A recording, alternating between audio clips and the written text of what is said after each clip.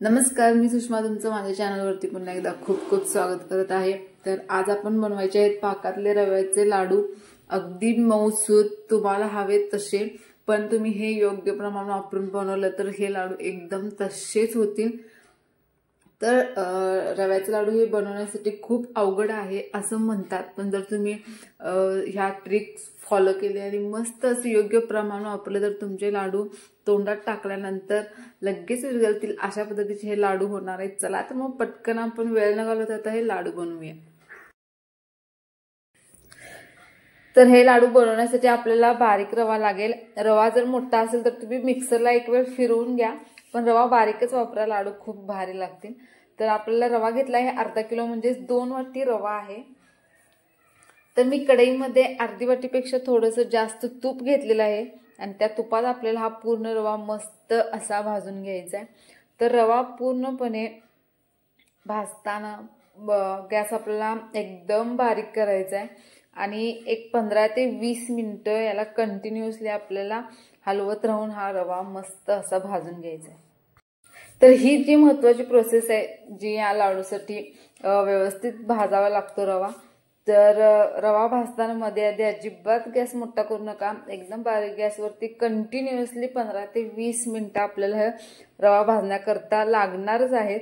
तर व्यवस्थित भाजून घ्यायचा आणि ज्यावेळेला रवा तुम्हाला एकदम छानसा फुललेला दिसेल आणि त्याचा खमंग असा वास यायला चालू होईल, तर तेव्हा समजायचं की आपला रवा मस्त असा भाजून झालेला आहे। तर तुम्ही व्हिडिओमध्ये बघत असाल। तर आता हे आपण साईडला ठेवून देऊया। त्यानंतर आपल्याला पाक बनवायचा आहे। तर मी पाक एका पातेल्यामध्ये बनवत आहे। तर त्यासाठी आपल्याला, तर मी रवा याच वाटीने मापून घेतलेला आहे, 2 वाटी रवा। तर त्यासाठी आपल्याला 1.5 वाटी साखर लागेल। तर या 2 वाटी रव्यासाठी 1.5 वाटी साखर एकदम बरोबर आहे। खूप जास्त सप्पक किंवा खूप जास्त गोड लाडू होत नाहीत, मीडियम मस्त होतात। तर साखर घेतलेली आहे आणि त्याच त्याच वाटीने आपल्याला याच्यामध्ये 1.5 वाटीपेक्षा थोडंसं कमी पाणी याच्यामध्ये ऍड करायचं आहे। तर हे जे आपण काही साहित्य घेणार आहे त्यासाठी एकच वाटी करा, जेणेकरून तुमचं हे प्रमाण बिघडणार नाही। तर हे 1.5 वाटीपेक्षा थोडंसं कमी पाणी घेऊन आपल्याला हा मस्त असा पाक करताना सगळ्यात पहिल्यांदा काय करायचं, तर गॅसवरती पातेले ठेवल्यानंतर पाक करायला गॅस मोठा करायचा आणि त्यानंतर पूर्ण साखर विरघळून घ्यायची। या पद्धतीने उकळी आली की मग आपल्याला गॅस बंद करायचा आहे आणि त्यानंतर एक 4 ते 5 मिनिटं लागतात पाक तयार होण्यासाठी। आपल्याला एकतारी पाक बनवायचा आहे।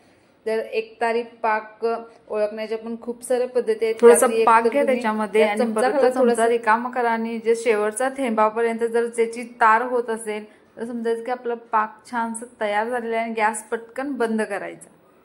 तर तुम्ही बघू शकता व्हिडिओमध्ये, तुम्ही व्हिडिओमध्ये नीट बघितला तर तुम्हाला समजेल की एकतारी पाक कसा तयार झालेला आहे। त्यानंतर हा पाक मी एका पसरट बुट्टीमध्ये घेतलेला आहे, स्टीलची बुट्टी आहे। तर याच्यामध्ये तो पाक ओतणार आहे मी आणि त्यानंतर आपला जो भाजलेला रवा आहे तो पूर्णपणे थंड झालेला असावा।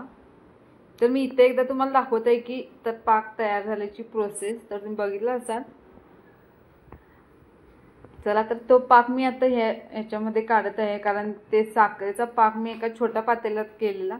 तर हे आता आपण पसरट एक बुट्टी घेतलेली आहे त्याच्यामध्ये, तर हे पाक काढून घेऊया आणि त्यानंतर आपल्याला भाजलेला रवा पूर्णपणे थंड झालेलाच असावा, तर तो आपण ह्याच्यामध्ये ऍड करायचा। तर रवा आपल्याला पाकामध्ये व्यवस्थित असा मिक्स करून घ्यायचा आहे। रवा पूर्णपणे पाकात भिजू द्यायचा। तर या पद्धतीने रवा आपला मस्त असा पाकात छानसा भिजलेला आहे। तर तुम्हाला व्हिडिओमध्ये बघून वाटत असेल की हा पाक थोडा जास्त झालाय की काय। जर तुम्ही घरी बनवताना जर तुम्हाला शंका आली तर अजिबात तसं नाही आहे, पाक हा व्यवस्थितच बनलेला आहे। फक्त पाकात रवा घातल्यानंतर आपल्याला एक 15 ते 20 मिनिटं असं झाकून त्याला ठेवून द्यायचं आहे आणि त्यानंतर तुम्ही लाडू वळायला चालू करायचे। तर साधारण एक 20 मिनिटानंतर मी याचे लाडू वळायला घेत आहे। तर तुम्हाला हव्या त्या आकाराचे तुम्ही याचे लाडू वळू शकता। जर तुम्हाला मिश्रण आणखीन थोडंसं ओलसर वाटत असेल तर तुम्ही आणखीन एक 5-10 मिनिटं मिश्रण झाकून ठेवून दिलं तरी सुद्धा चालेल, लाडू एकदम छानच होणार। चला, तर मग मी याचे मीडियम साईजचे लाडू वळून घेत आहे आणि त्यानंतर सर्व रव्याचे आपण हे लाडू बनवून घेऊया। आणि तुम्ही बघू शकता लाडूला मस्त असं किती छानसं तूप सुद्धा वरती आलेलं आहे, लाडू वळताना दिसत आहे। तर चला, तर आपली मस्त अशी पाकातल्या रव्याच्या लाडूची रेसिपी तयार झालेली आहे।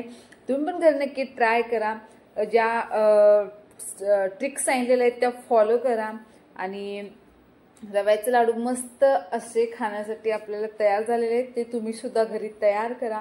तर तुम्हाला माझी ही रेसिपी आवडली असेल तर लाईक करा आणि चॅनलला सबस्क्राईब करायला विसरू नका। थँक्यू।